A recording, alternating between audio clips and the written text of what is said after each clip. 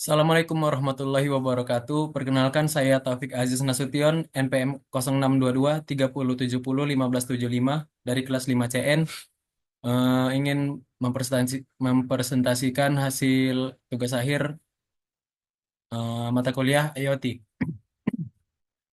monitoring suhu dan pengendalian LED berbasis IoT.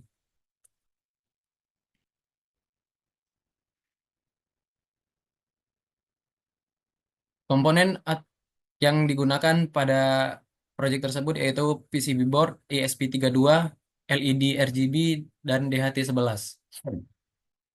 PCD, PCB board menjadi tempat untuk menyusun dan menghubungkan berbagai komponen elektronik seperti microcontroller, misalnya ESP8266 atau ESP32 untuk pengolahan data dan konektivitas IoT. Sensor suhu seperti DHT11, DS18B20 atau LM35 untuk mendeteksi suhu lingkungan. LED untuk pengendalian secara manual. ESP32 berfungsi sebagai pusat pemrosesan data dalam sistem.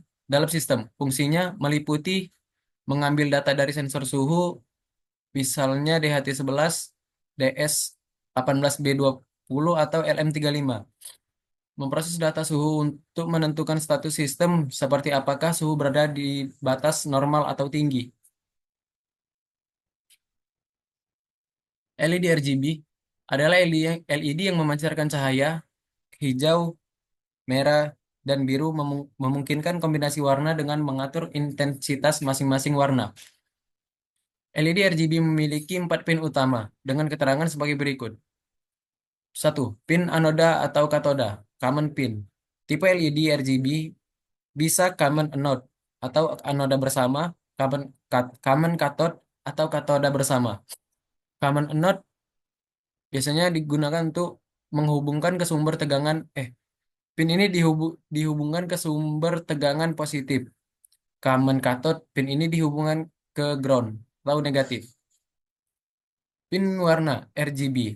R untuk pin merah, G untuk pin warna hijau, dan B untuk pin warna biru. Intensitas setiap warna dikendalikan dengan PWM, Pulse Width Modulation. Diagram pin. Biasanya pin terpanjang adalah pin common anoda atau katoda. Urutan pin lainnya bisa berbeda, tetapi biasanya diatur sebagai RGB.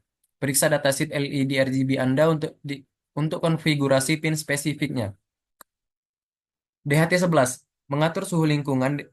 DHT11 berfungsi sebagai alat untuk mendeteksi suhu sekitar. Sensor ini memiliki rentang pengukuran suhu antara 0 derajat Celcius hingga 50 derajat Celcius, memberikan pembacaan suhu dalam resolusi 1 derajat Celcius.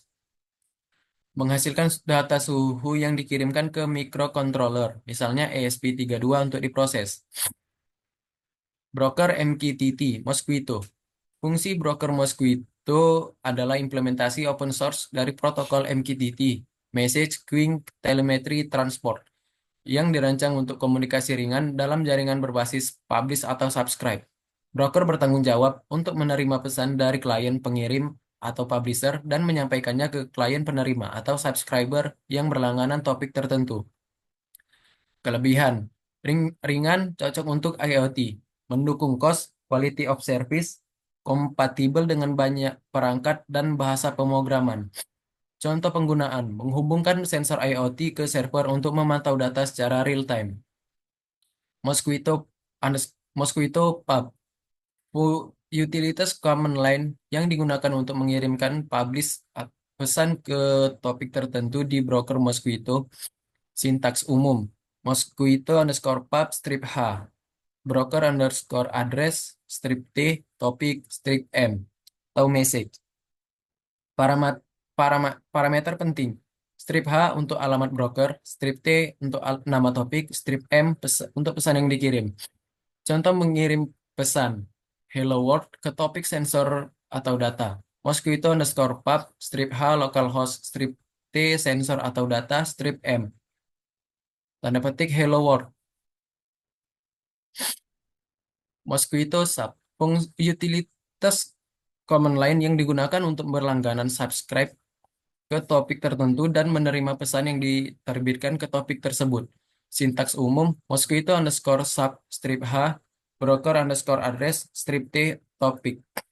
Parameter penting, strip H untuk alamat broker, strip T untuk nama topik.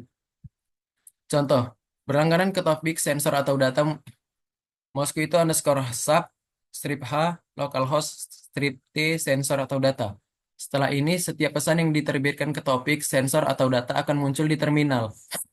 Demikian dapat saya sampaikan. Saya akhiri. Wassalamualaikum warahmatullahi wabarakatuh.